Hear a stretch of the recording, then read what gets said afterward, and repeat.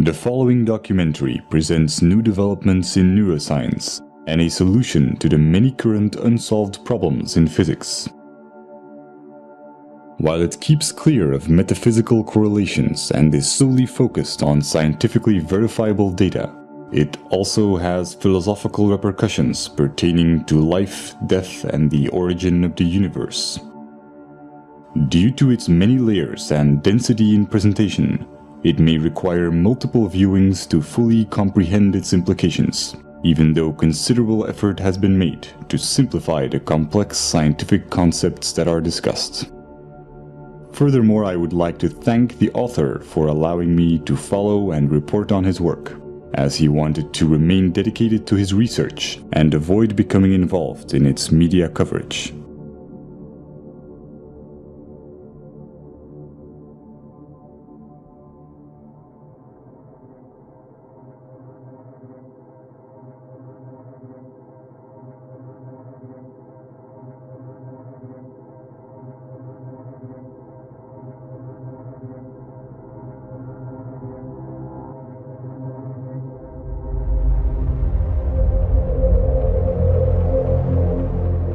The human brain is a network of approximately 100 billion neurons.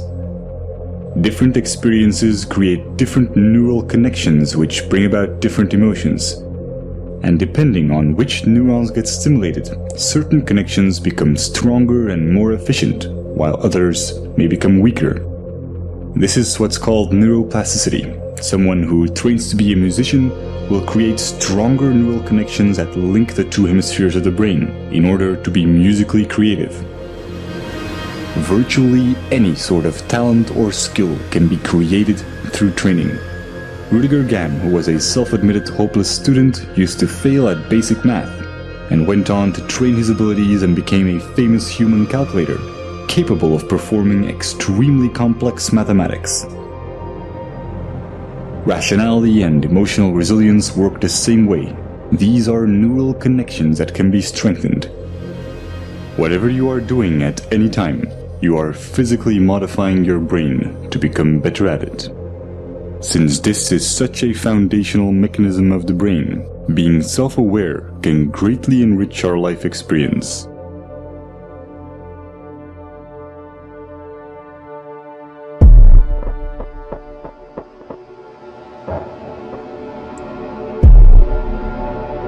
Specific neurons and neurotransmitters, such as norepinephrine, trigger a defensive state when we feel that our thoughts have to be protected from the influence of others. If we are then confronted with differences in opinion, the chemicals that are released in the brain are the same ones that try to ensure our survival in dangerous situations. In this defensive state, the more primitive part of the brain interferes with rational thinking, and the limbic system can knock out most of our working memory, physically causing narrow-mindedness. We see this in the politics of fear, in the strategy of poker players, or simply when someone is stubborn in a discussion. No matter how valuable an idea is, the brain has trouble processing it when it is in such a state. On a neural level, it reacts as if we're being threatened, even if this threat comes from harmless opinions or facts that we may otherwise find helpful and could rationally agree with.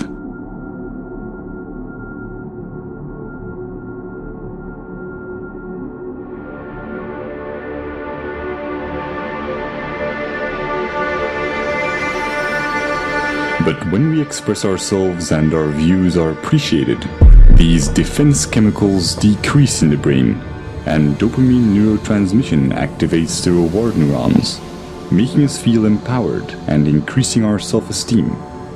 Our beliefs have a profound impact on our body chemistry. This is why placebos can be so effective. Self-esteem or self-belief is closely linked to the neurotransmitter serotonin. When the lack of it takes on severe proportions, it often leads to depression, self-destructive behavior, or even suicide. Social validation increases the levels of dopamine and serotonin in the brain, and allows us to let go of emotional fixations and become self-aware more easily.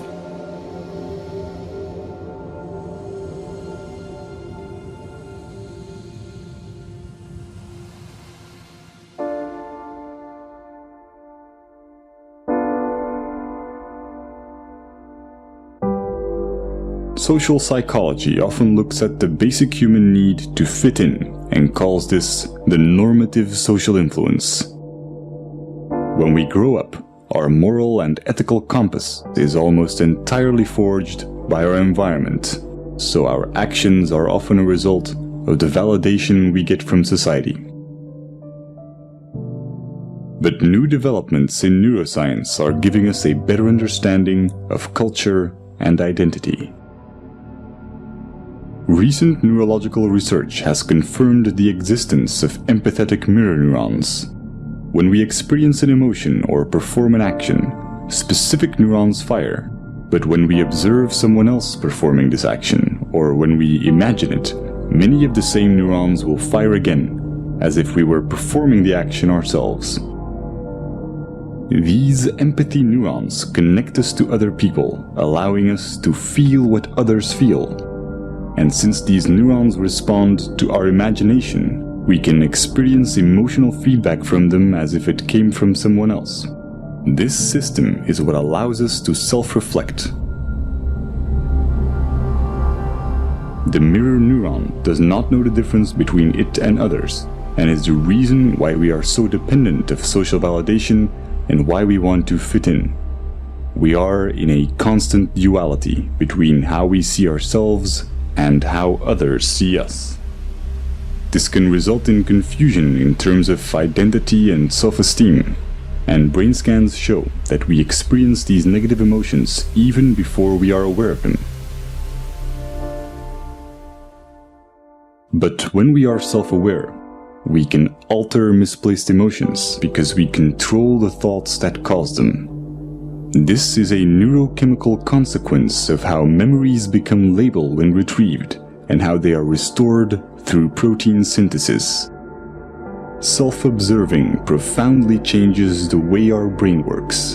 It activates the self-regulating neocortical regions, which give us an incredible amount of control over our feelings. Every time we do this, our rationality and emotional resilience are strengthened. When we are not being self-aware, most of our thoughts and actions are impulsive. And the idea that we are randomly reacting and not making conscious choices is instinctively frustrating. The brain resolves this by creating explanations for our behavior and physically rewriting it into our memories through memory reconsolidation, making us believe that we were in control of our actions. This is also called backward rationalization, and it can leave most of our negative emotions unresolved and ready to be triggered at any time. They become a constant fuel to our confusion, as our brain will keep trying to justify why we behaved irrationally.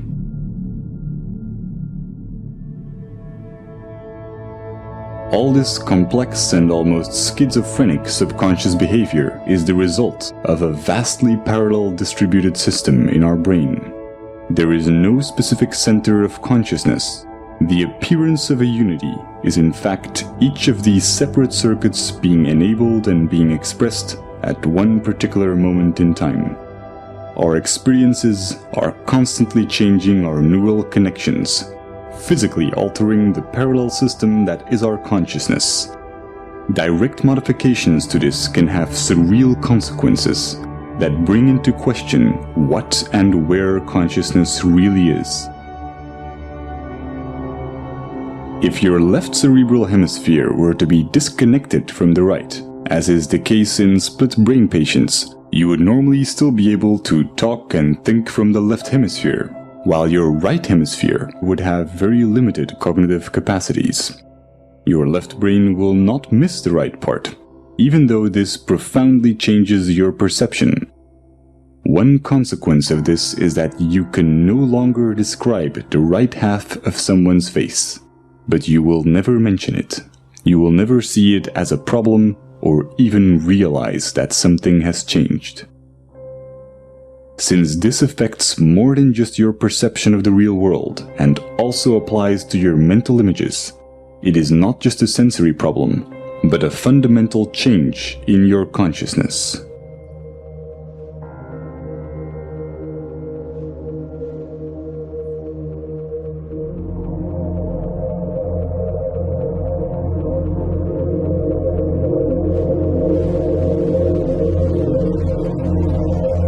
Each neuron has a voltage, which can change when ions flow in or out of the cell.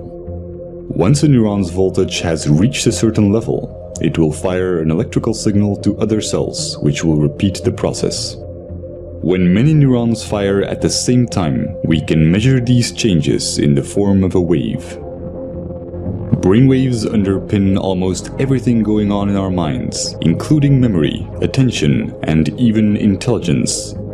As they oscillate at different frequencies, they get classified in bands such as alpha, theta, and gamma. Each are associated with different tasks. Brainwaves allow brain cells to tune into the frequency corresponding to their particular task while ignoring irrelevant signals, similar to how a radio homes in on different waves to pick up radio stations. The transfer of information between neurons becomes optimal when their activity is synchronized. This is the same reason why we experience cognitive dissonance, the frustration caused by simultaneously holding two contradictory ideas. Will is merely the drive to reduce dissonance between each of our active neural circuits. Evolution can be seen as the same process where nature tries to adapt or resonate with its environment. By doing so, it evolved to a point where it became self-aware and began to ponder its own existence. When a person faces the paradox of wanting purpose while thinking that human existence is meaningless, cognitive dissonance occurs. Throughout history, this has led many to reach for spiritual and religious guidance, challenging science as it failed to give answers to existential questions, such as why or what am I?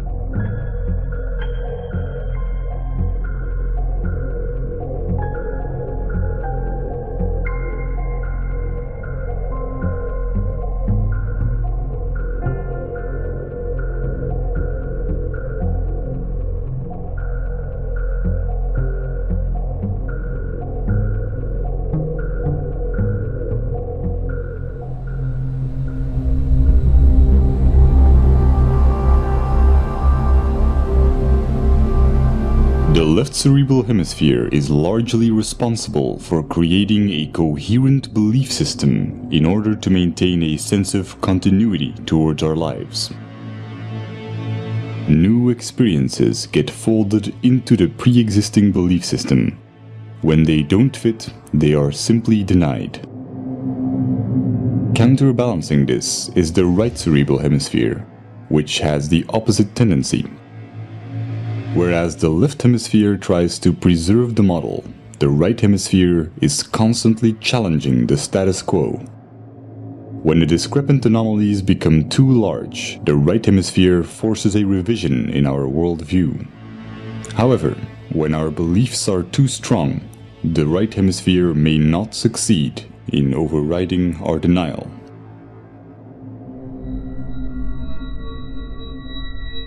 This can create a profound confusion when mirroring others. When the neural connections that physically define our belief system are not strongly developed or active, then our consciousness, the unity of all the separate active circuits at that moment, may consist mainly of activity related to our mirror neurons. Just as when we experience hunger, our consciousness consists mostly of other neural interactions for consuming food. This is not the result of some core self giving commands to different cerebral areas.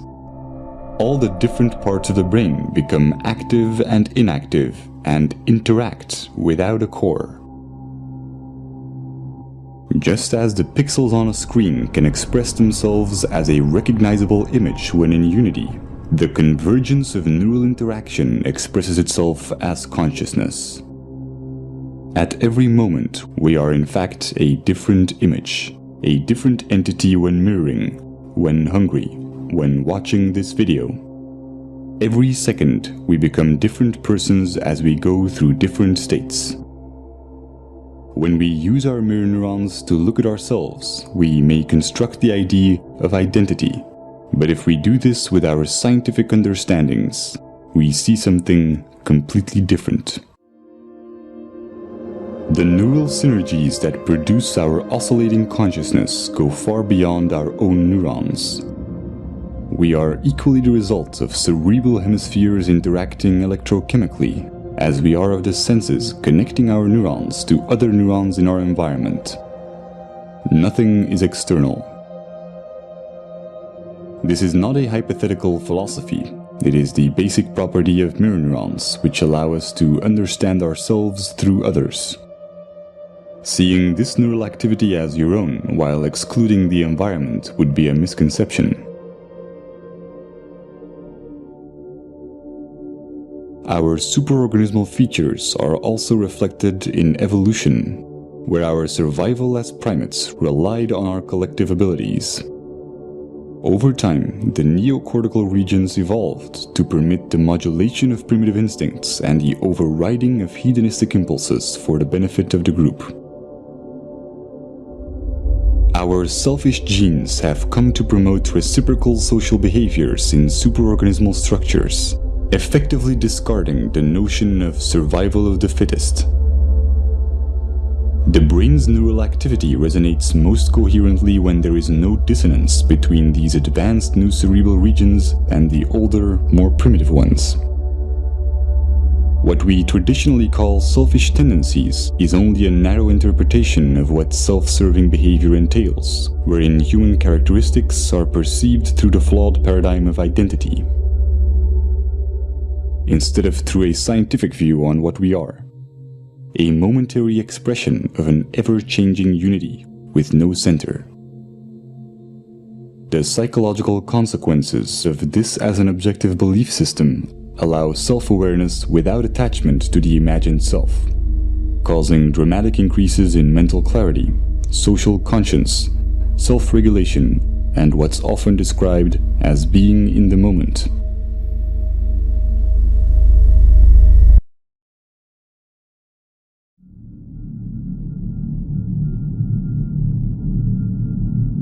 The common cultural belief has mostly been that we need a narrative, a diachronic view on our life to establish moral values. But with our current understandings of the empathic and social nature of the brain, we now know that a purely scientific view with no attachment to our identity or story yields a far more accurate, meaningful, and ethical paradigm than our anecdotal values.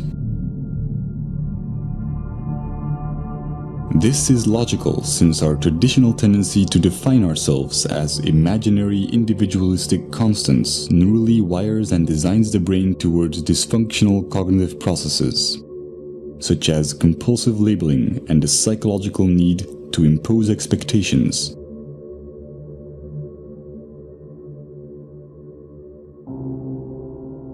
Practical labeling underpins all forms of interactions in our daily lives. But by psychologically labeling the self as internal and the environment as external, we constrain our own neurochemical processes and experience a diluted disconnection.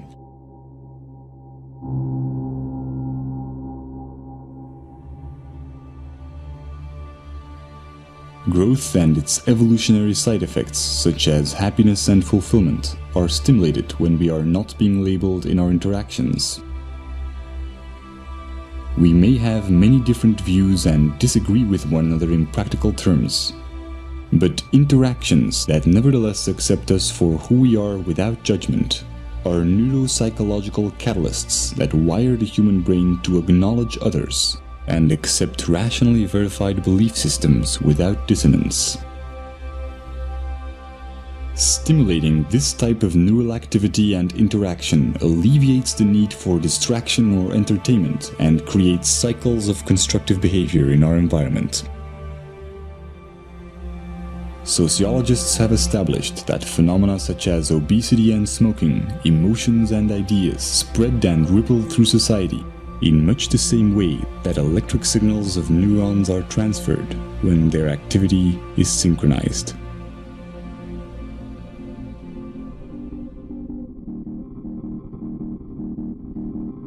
We are a global network of neurochemical reactions, and the self-amplifying cycle of acceptance and acknowledgement, sustained by the daily choices in our interactions, is the chain reaction that will ultimately define our collective ability to overcome imagined differences and look at life in the grand scheme of things.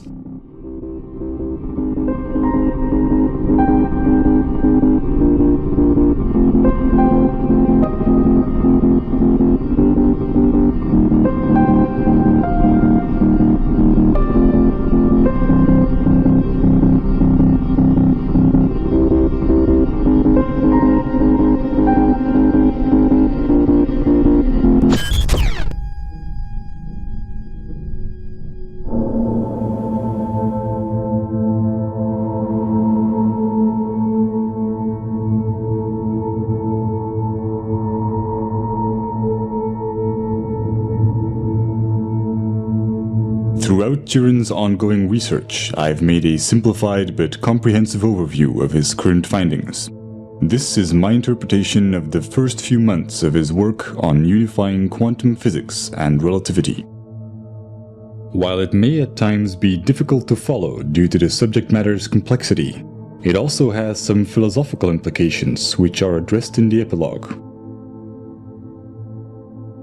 Over the past century, many groundbreaking discoveries have led to scientific paradigm shifts in our understanding of the world.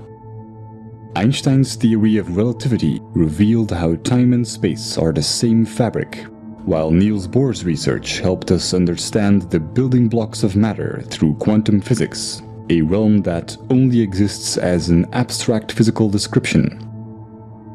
Afterwards, Louis de Broglie discovered that all matter, and not just photons or electrons, has a quantized wave-particle duality.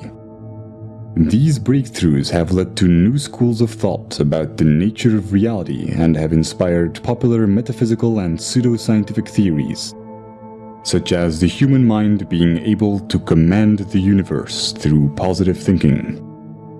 However attractive, these theories have no verifiable evidence and can slow down scientific progress.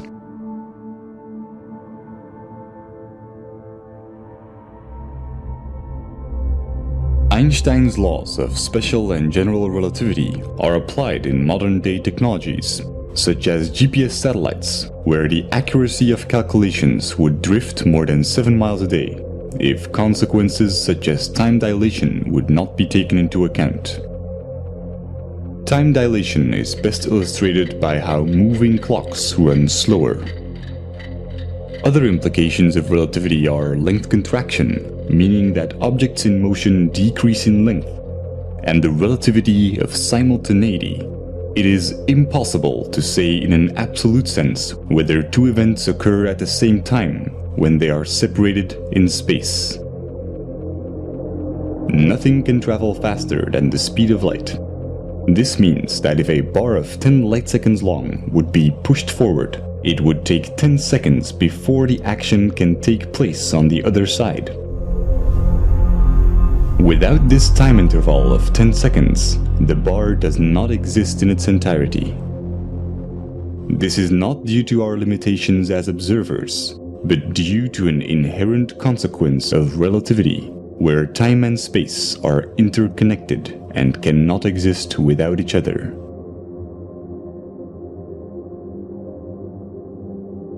Quantum physics provides a mathematical description of much of the wave-particle duality and interactions of energy and matter. It departs from classical physics primarily at the atomic and subatomic scales. The mathematical formulations are abstract, and the implications are often non-intuitive. A quantum is the minimum unit of any physical entity involved in an interaction. The elementary particles are the basic building blocks of the universe. They are the particles which all other particles are made of. While in classical physics, we can always split things into smaller bits, for quanta this is impossible. As a result, the quantum world presents many unique phenomena that cannot be explained through classical laws, such as quantum entanglement, the photoelectric effect, Compton scattering, and many more. There are many exotic interpretations of our quantized world. The most widely accepted among physicists include the Copenhagen interpretation and the many worlds interpretation. Current trends show substantial competition from alternative interpretations such as the holographic universe.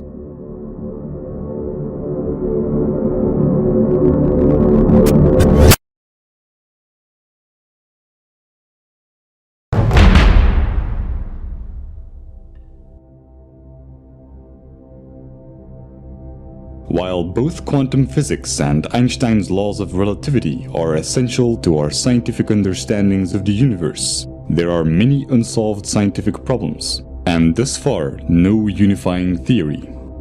Some of the current questions are: why is there more observable matter than antimatter in the universe? What is the nature of the arrow of time? What is the origin of mass? One of the most important keys to finding the answer to these problems are de Broglie's equations, for which he was awarded the Nobel Prize in Physics.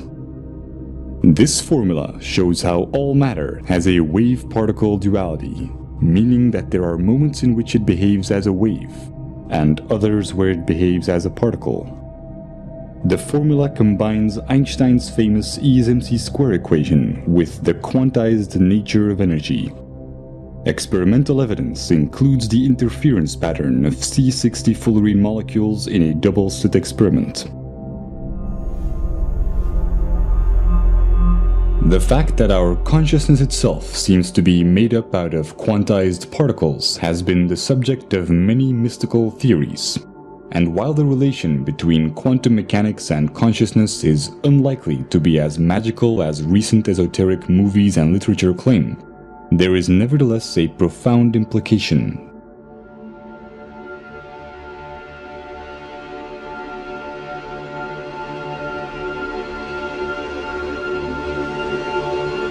As de Broglie's equations apply to all matter, we can fundamentally establish that C equals HF, where C stands for consciousness, H for the constant of Planck, and F for frequency. C is responsible for what we experience as the now, a quantized or minimum unit of an interaction. The sum of all moments C up till the current moment is what shapes our concept of life. This is not a philosophical or theoretical statement, but an inherent consequence of all matter and energy being quantized.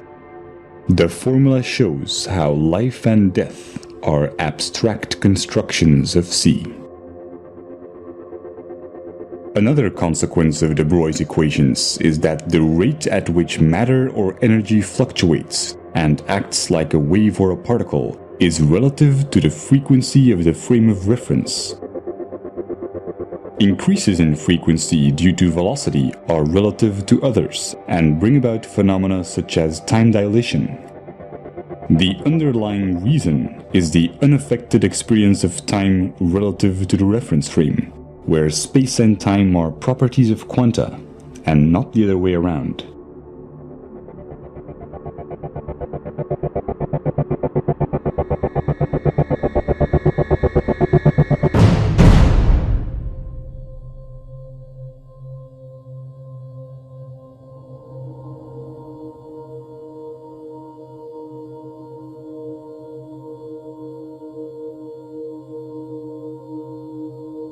Antiparticles are created everywhere in the universe where high-energy particle collisions take place.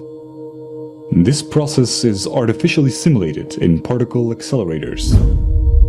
When matter is created, antimatter is created simultaneously. Hence why the lack of antimatter in the universe is one of the biggest unsolved questions in physics to date. When we trap antiparticles through electromagnetic fields, we can study their properties. The quantum state of particles and antiparticles can be interchanged by applying the charge conjugation, parity, and time reversal operators. To clarify, if a physicist whose body was made of antimatter would do experiments in a laboratory also made of antimatter, using chemicals and substances of antiparticles, he would find almost exactly the same results as his matter counterpart. But when they would merge, immense energy would be released proportional to their mass. Very recently, Fermilab discovered how quanta such as mesons are switching 3 trillion times per second from matter to antimatter. When we study the universe from a quantized frame of reference C, we have to take into account all experimental evidence that applies to quanta. This includes how matter and antimatter are created simultaneously in particle accelerators, and how mesons switch back and forth between one and the other. This has significant consequences when applied to C. From a quantum perspective, every instance of C has an anti-C. This explains the missing symmetry or antimatter in the universe and is closely related to the arbitrary choice of emitter and absorber in the Wheeler-Feynman time-symmetric theory. The unperturbed time t in the uncertainty principle is the required time or cycle for quanta to exist. Similar as observed in mesons, our personal experience of time or interval of the current moment reaches its threshold when C is cancelled out by its anti-C. C's interpretation of this single self-annihilating moment is framed within an abstract arrow of time. If we then want to define interaction and look at the basic properties of the wave-particle duality of quanta, all interactions would consist of interference and resonance. But since this isn't enough to explain the fundamental forces, we are required to use different models.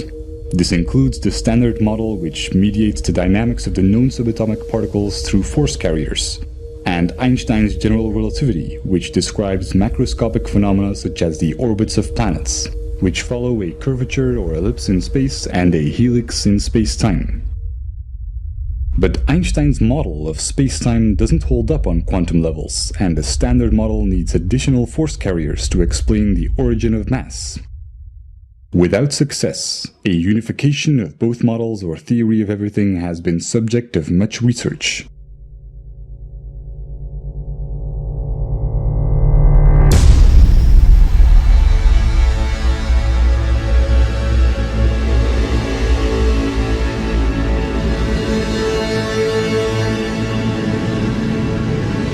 Quantum mechanics is merely mathematical descriptions, and their practical implications are often counterintuitive. Classical concepts such as length, time, mass, and energy can also be approached with similar descriptions. By building on de Broglie's equations, we can substitute these concepts with abstract vectors. This is a probability-oriented approach towards the basic and already existing concepts in physics that allows us to unify quantum mechanics with Einstein's relativity. De Broglie's equations show how all reference frames are quantized, including all matter and all energy. Particle accelerators have demonstrated that matter and antimatter are always created simultaneously. The paradox of how reality can emerge from abstract building blocks that annihilate each other can be explained by using these quanta as the frame of reference. In a simplified analogy, we need to look at things through the eyes of a photon. The reference frame is always a quantum and defines how spacetime is quantized. When it increases or decreases, spacetime increases or decreases as well. This is reflected in quantum mechanics as the mathematical description of the probability amplitude of the wave function, or in Einstein's relativity as time dilation and length contraction.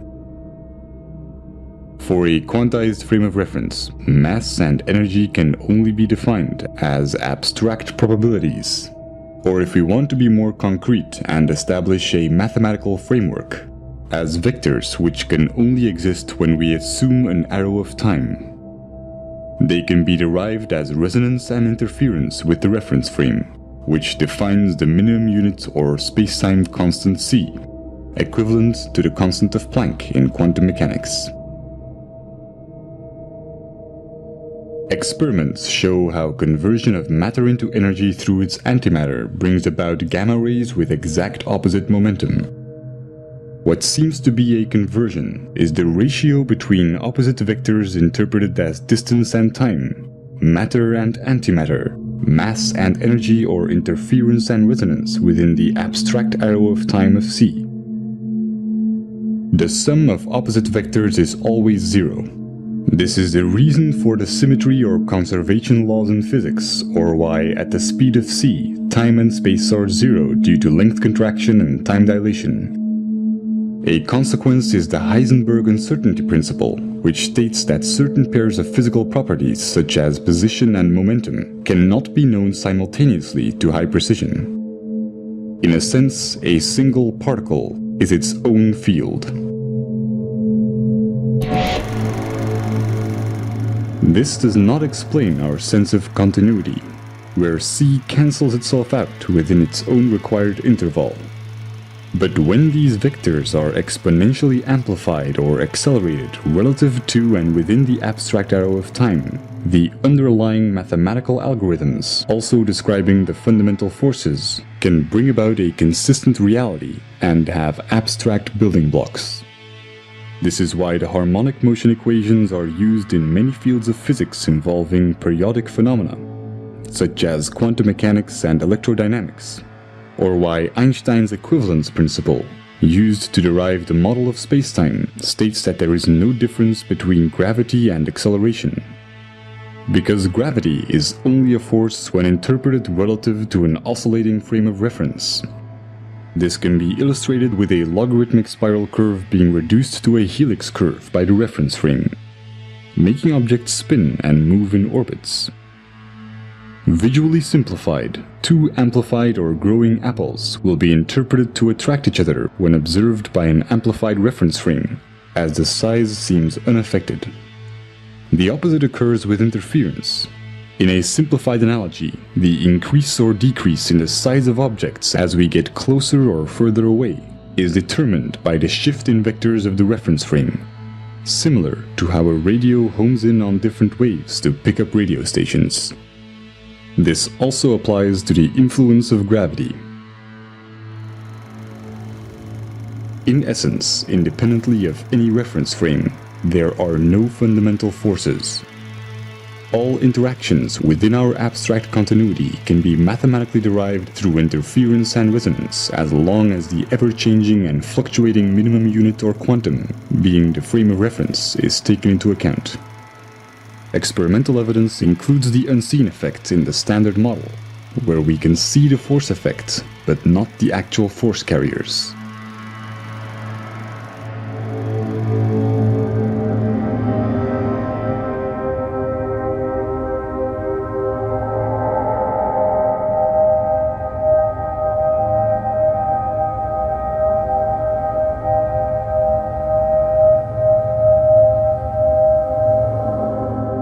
The consistent continuity of reality does not require quanta to have any specific sequence in time. A quantum is not subject to any notion of space or time and can occupy all of its possible quantum states simultaneously. This is called quantum superposition and has been demonstrated in experiments such as the double-slit experiment or quantum teleportation, where every electron in the universe, for example, could be the exact same one. The only requirement for an abstract arrow of time and consistent continuity or reality is the algorithm describing the pattern or abstract sequence of vectors. Since this continuity brings about our ability to be self-aware, it inherently makes us subject to its mathematical consequences, the fundamental laws of physics. Interaction is merely an interpretation of what is essentially an abstract pattern. This is why quantum mechanics can only provide mathematical descriptions, since it can only describe patterns within infinite probabilities. When a probability is expressed as C, The information necessary to describe the current moment or probability amplitude of C is also what embodies the arrow of time. The nature of the arrow of time is one of the biggest unsolved problems in physics and has been responsible for many new popular interpretations. The holographic principle, for example, a property of quantum gravity and string theories, theorizes how the entire universe can be seen as an information structure of only 2 dimensions.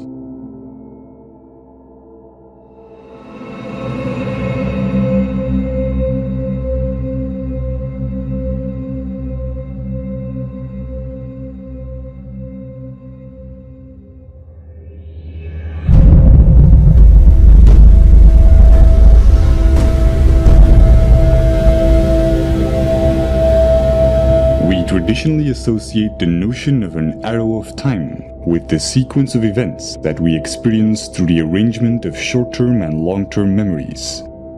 We can only have memories about the past and not about the future, and we've always assumed that this reflects the flow of time. Scientists only began to question this logic when discoveries in quantum mechanics demonstrated that some phenomena are not bound by our notion of time, and that our concept of it is nothing more than our perception of the change in observable values.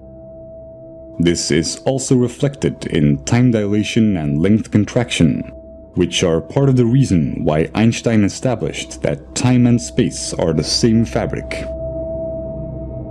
In an absolute sense, the notion of time does not differ from the notion of distance. Seconds are equal to light seconds but cancel each other out.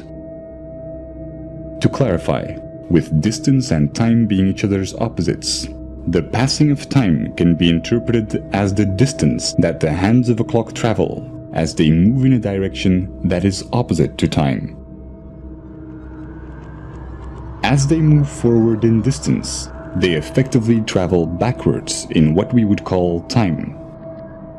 This is also why any single separate minimum unit of experience is always instantly annihilated within a timeless now. This understanding sets the record straight between wave function collapse and quantum decoherence. Concepts such as life and death are mere intellectual constructs, and any speculative spiritual ideas of an afterlife that takes place in a realm where the rigid mathematical underpinnings of this reality come to an end are equally fabricated. An important cosmological consequence is that the Big Bang theory, where the universe is traced back to one point by looking at the past, is a misconception. The traditional assumption of space-time, where space is 3-dimensional and time plays the role of a 4th dimension, is inaccurate. If we would want to study the origin of the universe, we would actually have to look forward, since C's time vector direction is opposite to the arrow of distance, from which we perceive an expanding universe. Although this temporal mapping of the universe will only yield abstract concepts with no relation to its quantum underpinnings. Experimental evidence includes the accelerating expanding universe, following what is known to be an inverse or time-reversed black hole metric, as well as the many problems related to the Big Bang theory, such as the horizon problem.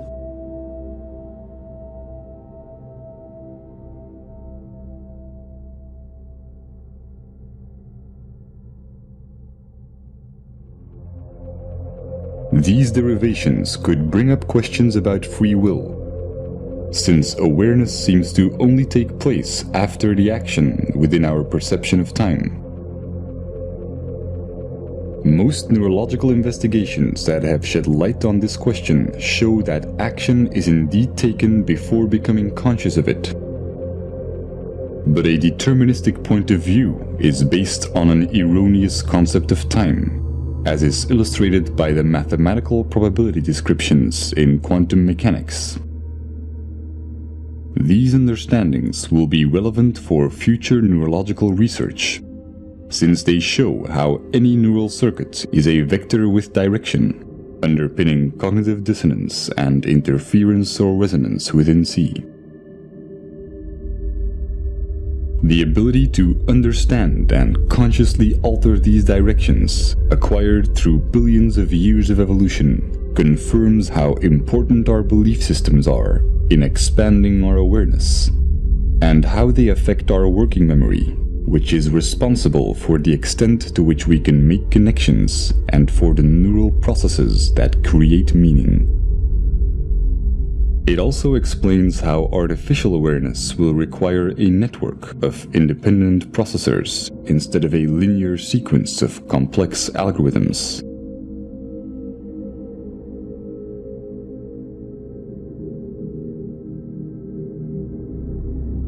Athene's grand unification is one solution that unifies quantum physics and Einstein's theory of relativity.